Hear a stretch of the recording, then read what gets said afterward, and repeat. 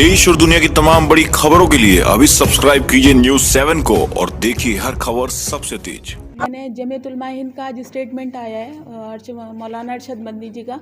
उन्होंने कहा है कि जो लव जिहाद में युवक पकड़े जाएंगे या जो परिवार संलिप्त होंगे उनकी मुकदमों की पैरवी जमीयत उलमा हिंद करेगा।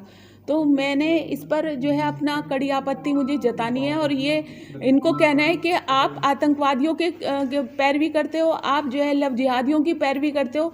अगर आप वजूद में हैं और आपका एक इतना असर है तो आप मुसलमानों को सही रास्ते पे आने की ताकीद क्यों नहीं करते?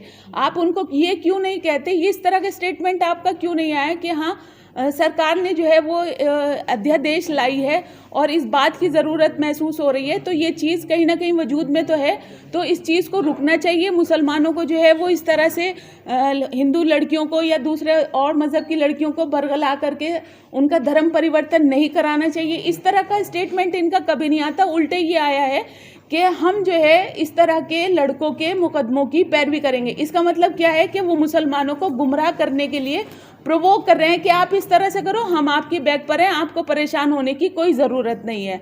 तो कब तक ये मुसलमान को चारा बनाते रहेंगे, वोट बैंक पॉलिटिक्स को बढ़ावा देते रहेंगे और मुसलमानों को जो है कैश करके अपनी राजनीति को गर्म करते रहेंगे, बाहर के मुल्कों से चंदा लेते रहेंगे, इस समुदाय को या मुस्लिम लोगों को इस देश की मुख्य धारा में आने से रोकते रहेंगे। इन सब चीज़ों का अंत कब होगा?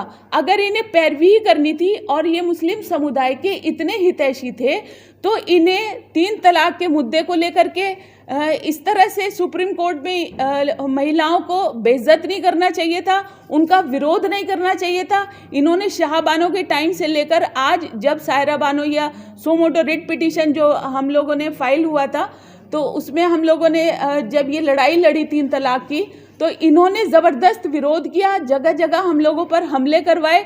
तो क्या इन्हें तब ये ज़रूरत महसूस नहीं हुई थी कि मुस्लिम समुदाय को एक कंप्लीट फैमिली एक्ट की इस देश में कितनी ज़रूरत है? आज जो दूसरे धर्म के लोग हैं उनका हर एक का फैमिली एक्ट है लेकिन मुस्लिम समुदाय का नहीं है। तो कब तक ये मुसलमान के सर पे राजनीति करेंगे?